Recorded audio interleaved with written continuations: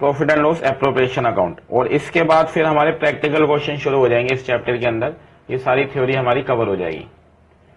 Profit and loss appropriation accounts, ये क्या होता है, कैसा होता है, ये कुछ बातें लिखी हुई हैं, ये मैं अभी आपको समझाता हूँ।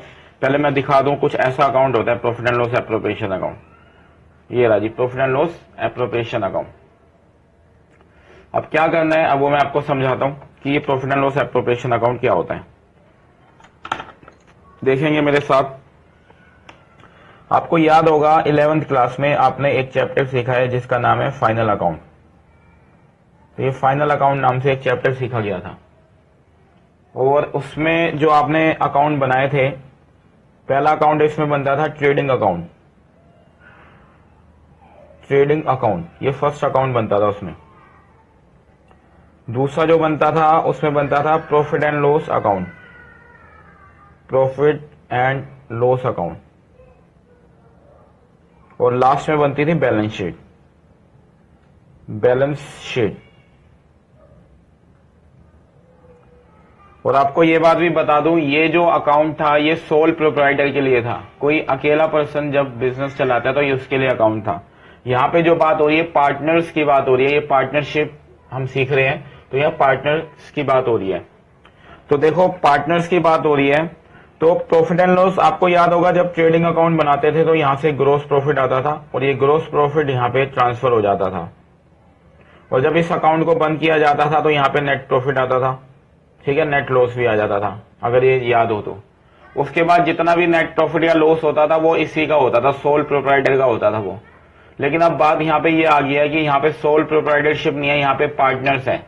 तो ये जो प्रॉफिट होगा ना, अब एक को नहीं मिलेगा, अब ये 3 पार्टनर होंगे, तीनों को मिलेगा, 5 होंगे, 5 को मिलेगा, जितने भी होंगे। तो उसका डिस्ट्रीब्यूशन कैसे होगा, तो यहाँ पे हमारी जो कहानी शुरू होती है, इस प्रॉफिट एंड लॉस अकाउंट और बैलेंस शीट से पहले यहाँ पे एक और अकाउंट बनता है जिसको बोलते हैं profit and loss appropriation account. Appropriation account, profit and loss appropriation account. ये क्या करता है, ये करता है जो प्रॉफिट एंड लॉस अकाउंट से जो प्रॉफिट निकल के आता है वो प्रॉफिट पार्टनर्स को कैसे देंगे, कितना देंगे, ये इस अकाउंट में किया जाता है। इस अकाउंट को बनाया जाता है, इसलिए चाहे नेट प्रॉफिट मिल रहा हो या नेट लॉस मिल रहा हो, ये दोनों के दोनों किसको मिलते हैं, पार्टनर्स को मिलते हैं। सर हम 11th में क्यों नहीं बनाते थे, 11th में हम इसलिए नहीं बनाते थे क्योंकि ये सोल प्रोप्राइटरशिप थी उस वक्त, अकेला पर्सन था तो वो सारा नेट प्रॉफिट या नेट फ्लो एक ही जने का होता था। लेकिन यहाँ पे एक से ज्यादा है, 2 भी हो सकते हैं, 4 भी, 10 भी, 50 भी हो सकते हैं। तो ये प्रॉफिट जो है सबके हिस्से में कैसे दिया जाएगा, डिस्ट्रीब्यूट कैसे किया जाएगा, वो इसमें सिखाया जाता है इस profit and loss appropriation account में। आई बात समझ? हाँ सर, बात समझ आ गई।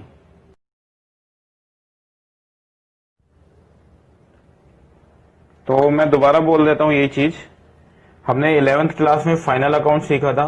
फाइनल अकाउंट जो होता है वो एक पर्सन के लिए होता है। जब एक पर्सन बिजनेस करता है, ठीक है, सोल प्रोप्राइटर मतलब अकेला बिजनेस करता है, तो फाइनल अकाउंट उसके लिए होता था। उसके अंदर हम लोग ट्रेडिंग अकाउंट बनाते थे, प्रॉफिट एंड लॉस अकाउंट बनाते थे, फिर बैलेंस शीट बनाते थे। प्रॉफिट एंड लॉस अकाउंट के अंदर हमारा नेट प्रॉफिट आता था या नेट लॉस आता था, तो ये नेट प्रॉफिट भी इसी अकेले का था और ये नेट लॉस भी इसी का ही था। लेकिन अब हम लोगों ने क्या शुरू किया हुआ है, पार्टनरशिप फर्म शुरू की हुई है। तो एक पार्टनर, एक जना कभी पार्टनर नहीं हो सकता, मतलब पार्टनरशिप के लिए 2 या 2 से ज्यादा लोग चाहिए होते हैं। अब प्रॉब्लम ये आ रही है, ट्रेडिंग अकाउंट इनका भी बनता है, प्रॉफिट एंड लॉस अकाउंट इनका भी बनता है, किनका, पार्टनर्स का। अब दिक्कत ये आ रही है, ये जो प्रॉफिट होता है ना, ये सारा अकेले को नहीं मिलना, क्योंकि यहाँ पे एक जना नहीं है, यहाँ पे 2 या 2 से ज्यादा लोग हैं। तो क्या करे, ये प्रॉफिट कैसे बांटे या ये लॉस कैसे इनसे चार्ज करे। तो इसके लिए प्रॉफिट एंड लॉस और बैलेंस शीट के लिए एक अकाउंट और बीच में बनता है, मतलब प्रॉफिट एंड लॉस के बाद जो अकाउंट बनता है उसको बोलते हैं profit and loss appropriation account. ठीक है, ये बात इसके अंदर ध्यान रखनी है। दूसरी चीज मैं आपको ये बता देता हूं कि जो पार्टनर्स होते हैं उनको क्या क्या चीजें दी जाती हैं। पार्टनर्स बोलते हैं हमने ना फर्म में कैपिटल लगाई हुई है तो हमें दो इंटरेस्ट। तो पहली चीज मिलती है इंटरेस्ट ऑन कैपिटल। तो इंटरेस्ट ऑन, यही चीजें मिलेंगी, इसके अलावा कुछ नहीं मिलेगा, ध्यान रखना। इंटरेस्ट ऑन कैपिटल मिलता है। अगर कोई पार्टनर बोले सैलरी चाहिए तो उसको सैलरी मिलती है, कमीशन मिलती है, ठीक है। तो ये चीजें पार्टनर्स को मिलती हैं। और उसके बाद पार्टनर से क्या चार्ज किया जाता है, तो पार्टनर से इंटरेस्ट ऑन ड्रॉइंग्स चार्ज की जाती है। जो पार्टनर बार बार फर्म से पैसा निकालते हैं तो इंटरेस्ट ऑन ड्रॉइंग्स किससे चार्ज की जाती है, पार्टनर से चार्ज की जाती है। आई बात समझ। तो अब हमारे को इसी की ट्रीटमेंट देखनी है कि कैसे होगी। तो मैं आपको ये दिखा देता हूं, profit and loss appropriation account का फॉर्मेट ये बना हुआ है।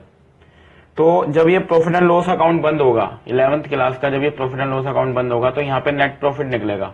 ये डेबिट साइड में निकला है तो ये ट्रांसफर होकर कहाँ चला जाएगा, क्रेडिट साइड में। कौन से अकाउंट से आ रहा है, ये प्रॉफिट एंड लॉस अकाउंट से आ रहा है। ठीक है, तो यहाँ पे लिखूंगा by profit and loss account और ये यहाँ पे आ जाएगा नेट प्रॉफिट, ये पहली चीज। ठीक है, और मैंने आपको बता दिया है ये जो प्रॉफिट एंड लॉस अकाउंट होता है ना, ये कौन से नेचर का होता है, नॉमिनल नेचर का होता है। इसका मतलब, इसका नेचर ये होता है नॉमिनल। इसका मतलब क्या होता है, इसका मतलब होता है डेबिट करने हैं सारे एक्सपेंस, जितने भी एक्सपेंस है उसको क्या करेंगे हम लोग, डेबिट करेंगे, और जितनी भी इनकम है उसको हम क्या करेंगे, क्रेडिट करेंगे। सर ये किसके पॉइंट ऑफ व्यू से सोचना है, हाँ ये एक अच्छा क्वेश्चन है, ये किसके पॉइंट ऑफ व्यू से सोचना है, क्या हमें ये फर्म के पॉइंट ऑफ व्यू से सोचना है या हमें ये पार्टनर्स के पॉइंट ऑफ व्यू से सोचना है। तो हमें फर्म के पॉइंट ऑफ व्यू से सोचना है। फर्म के लिए अगर फर्म के पास पैसा आ रहा है तो उसकी इनकम है वो क्रेडिट साइड में लिखेगी, और फर्म का पैसा जा रहा है तो उसके लिए एक्सपेंस है वो डेबिट साइड में लिखेंगे। ये पार्टनर को जो भी चीजें देनी है ना फर्म ने, ये सारी की सारी फर्म के लिए क्या है, एक्सपेंस है। तो एक्सपेंस को क्या करना है, हमने हमेशा डेबिट करना है। तो मैंने आपको बताई दिया पार्टनर्स को क्या क्या मिलता है, इंटरेस्ट ऑन कैपिटल मिलता है। तो फर्म के लिए क्या है, ये एक्सपेंस है, इसलिए फर्म ने इसको डेबिट साइड में लिखा है। ठीक है, दो पार्टनर है तो ए और B, to interest on capital A B. Partner को अगर सैलरी देनी है तो भी फर्म के लिए ये एक्सपेंस है, तो पार्टनर को सैलरी या पार्टनर को कमीशन। ठीक है, और कभी कभार क्या होता है, ये पार्टनर ना प्रॉफिट में से कुछ हिस्सा रिजर्व बना के रख लेते हैं। ये क्या करते हैं, प्रॉफिट में से कुछ हिस्सा अपना रिजर्व बना के रख लेते हैं। तो ये भी फर्म के लिए एक्सपेंस होता है, फर्म को ये पार्टनर्स को फ्यूचर में पे करना होता है, इसलिए फर्म यहाँ पे अपना एक्सपेंस शो कर देती है रिजर्व के नाम से। ये बात क्वेश्चन में ज्यादा क्लियर होगी जब प्रैक्टिकल क्वेश्चन आएंगे। ठीक है, उसके बाद फर्म पार्टनर बार बार क्या करते हैं, ड्रॉइंग्स करते रहते हैं, तो इस ड्रॉइंग्स के लिए उनको क्या पे करना होगा, इंटरेस्ट। तो ये जो है ये फर्म के लिए क्या है, एक इनकम है। हमें ये profit and loss appropriation account किसके पॉइंट ऑफ व्यू से बनाना है, फर्म के पॉइंट ऑफ व्यू से बनाना है। फर्म के पास पैसा आएगा वो इनकम है, क्रेडिट साइड में लिखेगी। फर्म से पैसा जाएगा, फर्म को पेमेंट करनी है पार्टनर्स को, वो एक्सपेंस है वो डेबिट साइड में लिखेंगे। तो ये चीज है जो किसको मिलती है, फर्म को मिलती है, और ये सारी चीजें फर्म ने पे करनी होती है, किसको, पार्टनर्स को पे करनी होती है। आई बात समझ। उसके बाद क्या कर दिया जाता है, इस अकाउंट को बंद कर दिया जाता है। ठीक है, और उससे क्या निकल आ जाता है, प्रॉफिट निकल के आ जाता है। Profit transfer to capital accounts of A and B. बाकी इसको क्वेश्चन करेंगे तो उसमें बात क्लियर करेंगे। ठीक है, तो इसके बारे में कुछ बातें हैं जो हम जान लेते हैं profit and loss appropriation account के बारे में, और उसके बाद हम लोग क्या करेंगे, इसमें इसके प्रैक्टिकल क्वेश्चंस शुरू करेंगे। हाँ सर बताइए। तो हेडिंग है profit and loss appropriation account, जो कि अभी हम लोगों ने सीख रहे हैं। जो क्या सीख रहे हैं, profit and loss appropriation account के बारे में हम जान रहे हैं ये क्या होता है। ठीक है, तो profit and loss appropriation account क्या होता है, to show how the net profit as per profit and loss account. क्या रहा, जो आपने 11th में प्रॉफिट एंड लॉस अकाउंट सीखा था उसका जो नेट प्रॉफिट आया था या नेट लॉस आया था, दोनों में से कुछ भी आ सकता है। तो इस नेट प्रॉफिट को, इस वाले नेट प्रॉफिट को कैसे इज बीइंग डिस्ट्रीब्यूटेड, कैसे बांटा जाएगा, किसके बीच में, पार्टनर्स के बीच में। ठीक है, 11th क्लास में एक ही पार्टनर था, एक ही पर्सन था, वो सारा प्रॉफिट उसका था। 12th क्लास में एक नहीं होते, ज्यादा होते हैं पार्टनर्स, जो होते हैं दो या दो से ज्यादा होते हैं। तो जो प्रॉफिट आता है तो प्रॉफिट का डिस्ट्रीब्यूशन करना होता है। तो इसी प्रॉफिट का डिस्ट्रीब्यूशन करने के लिए कौन सा अकाउंट खोला जाता है, profit and loss appropriation account खोला जाता है। तो to show how the net profit as per profit and loss account is being distributed among partners. ठीक है, उसके बाद दूसरी बात बोले, it is a nominal account. तो ये क्या होता है, नॉमिनल अकाउंट। इसमें मैंने आपको बता ही दिया है, जितने भी एक्सपेंस होंगे वो क्या किए जाएंगे, डेबिट किए जाएंगे, और जितनी भी इनकम होगी वो क्या की जाएगी, क्रेडिट की जाएगी। ये किसकी बात हो रही है, किसके पॉइंट ऑफ व्यू से बात की जा रही है, सर ये फर्म के पॉइंट ऑफ व्यू से बात की जा रही है। अगर फर्म पार्टनर को इंटरेस्ट ऑन कैपिटल पे करेगी, सैलरी पे करेगी, कमीशन पे करेगी, तो फर्म का कैश जा रहा है, फर्म के लिए एक्सपेंस है, वो डेबिट साइड में लिखा जाएगा। ये जो अकाउंट बनता है ना, profit and loss appropriation account, ये जो है ये फर्म के पॉइंट ऑफ व्यू से बनता है। तो इसका फर्म का एक्सपेंस हो रहा है तो इसके डेबिट साइड में लिखा जाएगा इस अकाउंट के। और अगर पार्टनर ड्रॉइंग्स पे कर रहे हैं, इंटरेस्ट ऑन ड्रॉइंग्स पे कर रहे हैं, तो उसका इंटरेस्ट जो है वो फर्म की क्या होती है, इनकम होती है, वो कहां पे लिखा जाएगा, वो क्रेडिट साइड में लिखा जाएगा। ये दूसरी बात। तो जैसे ये देखो, यहाँ पे मैंने profit and loss appropriation account बनाया, तो पहला स्टेप जो होता है, जो प्रॉफिट एंड लॉस अकाउंट बनाते हैं ना, वहां से अमाउंट ट्रांसफर होता है। तो यहाँ पे by profit and loss account, और कौन सा अमाउंट ट्रांसफर होता है, ये होता है नेट प्रॉफिट, इस तरफ नेट प्रॉफिट, ठीक है, वो यहाँ पे लिख दिया जाता है। अच्छा, लॉस भी हो सकता है उस अकाउंट में, तो अगर लॉस होगा तो वो आप इस तरफ ट्रांसफर कर दोगे, यहाँ पे आ जाएगा to profit and loss account, ठीक है, और यहाँ पे नेट लॉस, वो आप इस तरफ ट्रांसफर कर देना। अब ये जो अकाउंट बना रहे हो ना, अब ये profit and loss appropriation account जो बना रहे हो, ये जो है किसके हिसाब से बना रहे हो, ये फर्म के हिसाब से बना रहे हो, फर्म के पॉइंट ऑफ व्यू से बना रहे हो। तो जो भी पेमेंट फर्म करेगी वो डेबिट साइड में लिखी जाएगी, और जो भी रिसीविंग होगी फर्म को, वो कहां पे लिखी जाएगी, क्रेडिट साइड में लिखी जाएगी। यहाँ पे फर्म की इनकम लिखी जाएगी। तो फर्म को सिर्फ एक ही इनकम होती है जनरली, वो कौन सी इनकम होती है, वो इसको मिलता है interest on drawings, interest on drawings, बस ये एक ही इनकम होती है जो इसको मिलती है। मान लो 3 पार्टनर है एक्स वाई जेड, तो यही एक इनकम इसको मिलेगी। बाकी कुछ क्वेश्चन में एक आधी बात आएगी, वो मैं आपको उसी वक्त बताऊंगा। फिलहाल दिमाग में ये रखो, बस यही एक इनकम होती है जो फर्म को मिलती है। अब फर्म को पेमेंट्स कौन कौन सी करनी होती है, तो पहले जो फर्म को पेमेंट करनी होती है इंटरेस्ट ऑन कैपिटल, जो पार्टनर्स ने पैसा लगाया हुआ है उसके ऊपर पार्टनर्स क्या मांग रहे हैं, इंटरेस्ट मांग रहे हैं। दूसरा पार्टनर्स क्या मांग सकते हैं, सैलरी, ठीक है, जैसे एक्स सैलरी मांग रहे हैं तो यहां लिख दूंगा एक्स सैलरी, ठीक है। वाई कमीशन मांग रहे हैं, वाई कमीशन, मतलब ये सारी बातें क्वेश्चन में गिवन होगी, बस आपको लिखने का तरीका आना चाहिए, कौन सी चीज किस तरफ लिखी जाएगी, ठीक है, यही चीजें आती हैं। बाकी कभी कभार ये पार्टनर्स क्या करते हैं, अपना रिजर्व बना लेते हैं, तो फर्म क्या करती है, जो रिजर्व बनता है वो यहीं रखा जाता है, फर्म को तो इनको पे करना ही होता है पार्टनर्स को।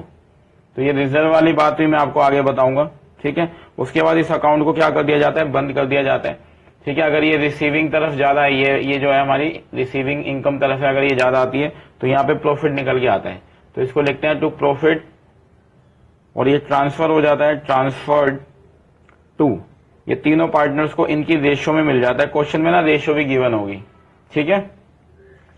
और अगर लॉस आता है तो वो इस तरफ शो किया जा सकता है, जो क्वेश्चन में बताऊंगा वो कैसे ट्रीटमेंट होता है उसका। अभी फिलहाल ये profit and loss appropriation account को हमने कवर कर दिया, तो ये हमारा profit and loss appropriation account. अब कुछ बातें हैं जो जानने वाली है वो हम समझ लेते हैं। और आपको पता है दोनों तरफ के बैलेंस दोनों तरफ इक्वल लिख दिए जाते हैं, ठीक है जी।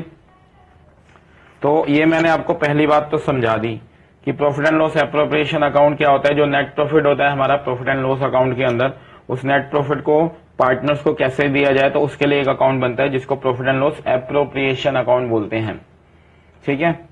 उसके बाद मैंने यही बता दिया था, it is a nominal account. ये क्या होता है, एक नॉमिनल अकाउंट होता है, ये भी बात मैंने आपको क्लियर कर दिया।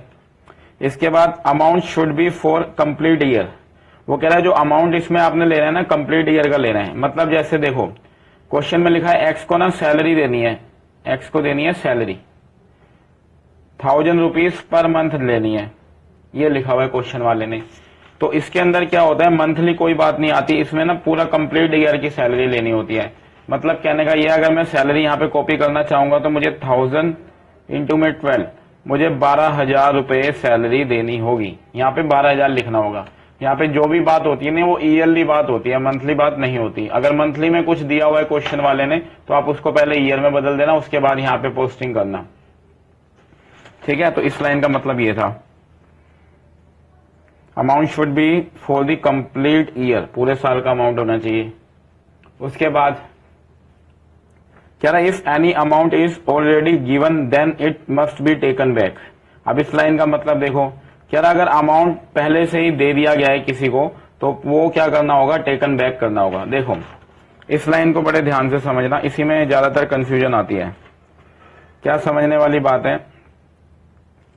समझने वाली बात यह है कि लिखूं कहां पे, एक सेकंड, यही लिख देते हैं। देखो वो कह रहा है नेट प्रॉफिट, जो नेट प्रॉफिट है ना, जो कि हमारे को यहां पे कॉपी करना होता है, वो कह रहा है 40,000 का नेट प्रॉफिट है, ठीक है। और ये जो प्रॉफिट है ना, इसमें से कह रहा है, इसमें ना हमने वाई को सैलरी दे रखी है पहले से ही, 5,000 की सैलरी हमने वाई को पहले से ही दे रखी है, उसके बाद 40,000 बचा है। तो हमारी इस लाइन के हिसाब से ये वाली चीजें कुछ भी अगर इस नेट प्रॉफिट में से माइनस होगा तो पहले आप उसको क्या करोगे, ऐड बैक करोगे, ठीक है। उसके बाद इस प्रॉफिट को, ये जो 45,000 आया है, इसके बाद इसको यहां पे लिखा जाएगा, ठीक है। जैसे मुझसे पूछा किसी ने कि आपका नेट प्रॉफिट कितना है, मैंने कहा वैसे तो 90,000 हुआ था, लेकिन पार्टनर्स ने ना सैलरी और कमीशन ले ली तो वो 70,000 बच गया मेरा, ठीक है। तो ये वाला अकाउंट है ना, इस अकाउंट के अंदर परमिशन फुल वैल्यू को जाने की है। फुल वैल्यू को मतलब इस अकाउंट में पूरा का पूरा 90,000 लिखा जाएगा, ठीक है। कोई भी इस नेट प्रॉफिट में से कुछ भी लेस नहीं करना, पहले इसमें क्या कर दिया जाएगा, वो ऐड बैक कर दिया जाएगा, ठीक है। तो इस लाइन का ये मतलब हुआ। आगे सुनते हैं, आगे देखेंगे। कह रहा है if any adjustment is related to profit and loss account, कह रहा अगर कोई एडजस्टमेंट आ जाती है, कहां से, प्रॉफिट एंड लॉस अकाउंट से एग्जिस्ट करती है, then firstly it should be done, पहले उसको सही करो, before making profit and loss appropriation account. अब इस लाइन का मतलब क्या है, इसको भी समझा देते हैं, ठीक है। उसके बाद हमारे क्वेश्चन शुरू हो जाएंगे इसके अंदर, तो देखेंगे जरा ध्यान से। आपको 11th में याद होगा, प्रॉफिट एंड लॉस अकाउंट बनाते हो आप, ठीक है। उसने मान लो डिस्काउंट दे दिया 10,000 का, तो आपको पता है प्रॉफिट एंड लॉस अकाउंट की किस तरफ आता है, डेबिट साइड में आता है, तो यहां पर डिस्काउंट लिखा जाता है 10,000, ठीक है। और इसने ना आपको प्रॉफिट बता दिया है जो कि है 50,000, तो आपने क्या करना है, पहले प्रॉफिट एंड लॉस अकाउंट ही बनाना है, पहले आपने क्या करना है, प्रॉफिट एंड लॉस अकाउंट ही बनाना है। और ये जो है ना, ये जो प्रॉफिट दिया हुआ है, ये एडजस्टेड प्रॉफिट होता है, पहले से इसमें से एडजस्टमेंट की जा चुकी है। एडजस्टेड प्रॉफिट कितना आ रहा है, 50,000। तो वो ये कह रहा है अगर प्रॉफिट एंड लॉस का कुछ भी सामान दिया होगा तो पहले वो लेस कर लेना, इसमें से एडजस्ट कर लेना। तो ये लेस कर लिया, तो अब जो प्रॉफिट आएगा वो प्योर प्रॉफिट होगा, उसी को नेट प्रॉफिट बोला जाएगा, ठीक है। ये क्वेश्चन में आपको ज्यादा अच्छे से समझ आएगा। मतलब कहने का ये है, प्रॉफिट एंड लॉस अकाउंट आपने 11th में बनाया था, उसका कुछ भी दिया हो आपको, मान लो डिस्काउंट दिया हो, इलेक्ट्रिसिटी चार्जेस दिया हो, मैनेजर कमीशन दिया हो, ऑडिट फीस दिया हो, कुछ भी दिया हो, तो पहले प्रॉफिट एंड लॉस अकाउंट बना के 11th वाला तरीका लगाओ। यहाँ पे प्रॉफिट एंड लॉस जो भी दिया होगा वो लिख देना, इलेक्ट्रिसिटी दिया है तो यहाँ पे लिख देना, ऑडिट फीस हो, डिस्काउंट हो, कैरिज हो, फ्रेड हो, कुछ भी हो, कैरिज आउटपुट आता था इसमें, फ्रेड आउटपुट आता था, तो वो यहाँ लिखना। और उसके बाद जो भी प्रॉफिट दिया होगा वो एडजस्टेड प्रॉफिट होगा, ठीक है। उसमें से ये लेस करके जो बैलेंस आएगा इसको हम लोग profit and loss appropriation account में भेजेंगे। तो अब आपको 11th में याद होना चाहिए प्रॉफिट एंड लॉस अकाउंट में क्या क्या आता था। नहीं भी याद कोई दिक्कत नहीं, क्वेश्चन में एक आधी ही बात दी होगी, ठीक है। तो इस लाइन का ये मतलब है। Guys, if you like the video, then please subscribe, share and hit the bell icon. And if you have any doubt related to the topic, then ask on comment box and give your feedback. All the notes are also available on our Instagram, Facebook, Twitter account, so keep supporting.